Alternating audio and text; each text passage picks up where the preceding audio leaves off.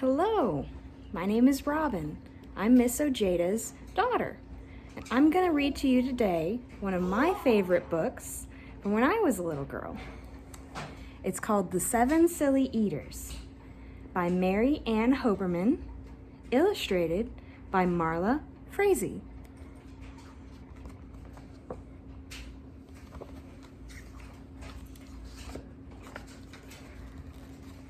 Not so long ago, they say, a mother lived, just like today. Mrs. Peters was her name. Her little boy was named the same. Now Peter was a perfect son, in every way except for one. When Peter was just 1 year old, he did not like his milk served cold. He did not like his milk served hot. He liked it warm, and he would not drink it if he was not sure it was the proper temperature. But Mrs. Peters did not mind. She was a mother, sweet and kind, and when his milk spilled on the floor, she patiently prepared some more. She'd take the bottle from the shelf and chuckle softly to herself, "What a silly sort of eater is my darling baby Peter."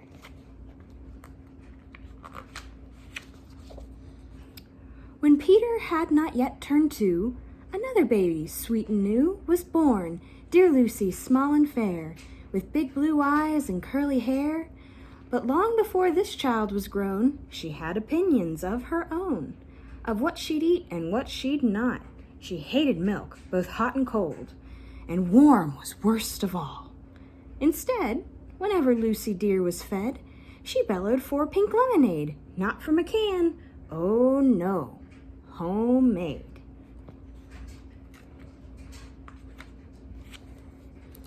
But Mrs. Peters did not mind. She squeezed each lemon to its rind, while mopping milk up from the floor and patiently preparing more.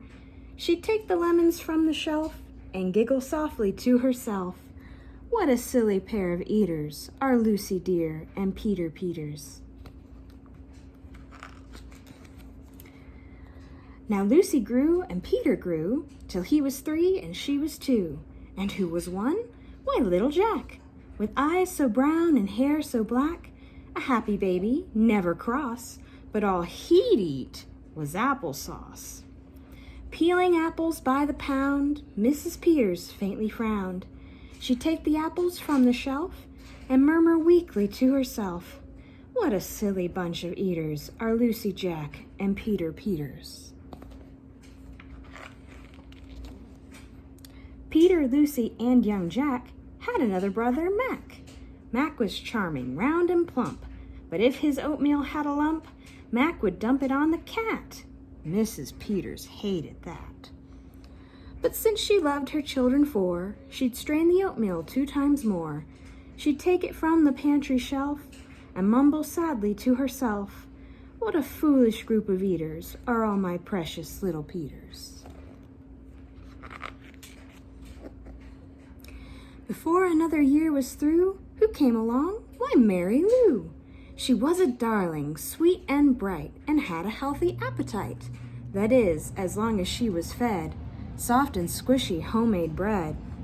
Poor Mrs. Peters got no rest, but still she did her very best. She'd take the flour from the shelf and mutter feebly to herself, "What a fussy bunch of eaters are all my lovely little Peters." A year rolled by, the children grew. "They really are a splendid crew," sighed Mrs. Peters, pinning pins and diapering her brand new twins. Little sisters, quick and smart, impossible to tell apart. But Flo liked poached eggs and Fran liked fried. If she mixed them up, they cried. Tired to the very bone, Mrs. Peters groaned a groan. She'd take the eggs down from the shelf and whisper weakly to herself, "What persnickety young eaters are all my 7 little Peters." Now time went by as time will do, and as it passed, the children grew. The problem was that as they grew, their appetites kept growing too, but not their choice of what to eat. Each child continued to repeat. They wanted what they had before, The trouble was, they wanted more.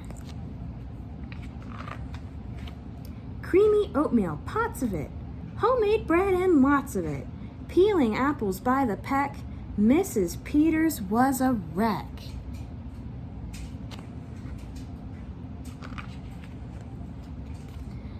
She wiped her brow and heaved a sigh. Another year was passing by. In fact, she realized with sorrow, her birthday would arrive tomorrow. Drearily she shook her head and wearily went up to bed. She thought the children had forgot her special day, but they had not. At crack of dawn they all began to carry out their secret plan.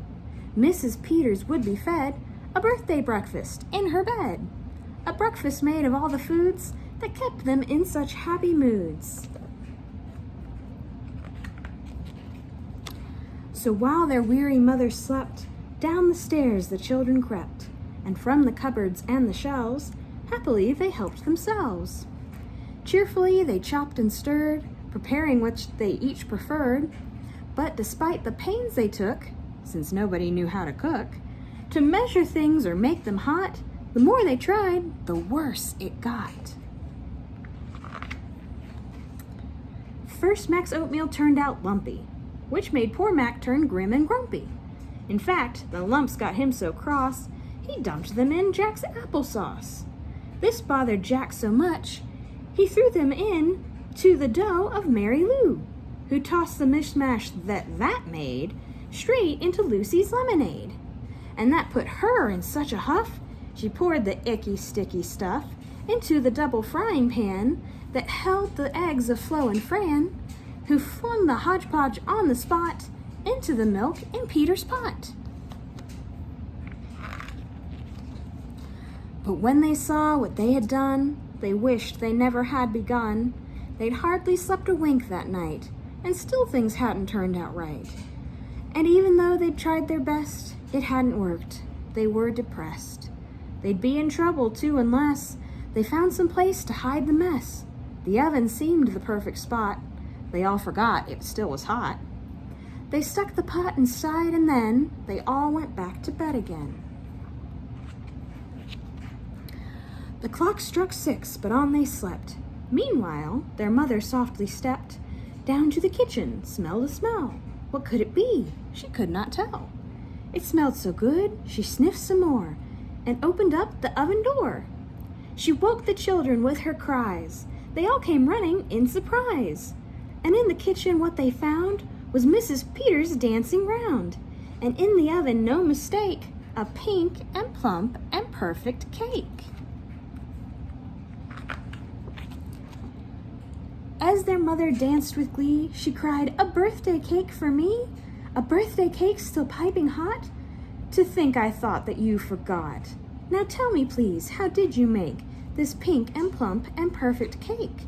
So high and light and smooth as silk?" "It's smooth as silk from all my milk," said Peter.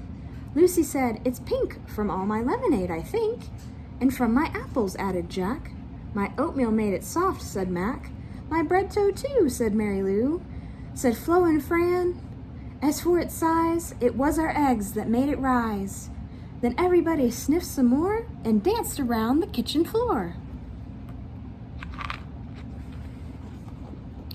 They put the cake upon a dish and lit the candles. "Make a wish," the children cried, "before you blow."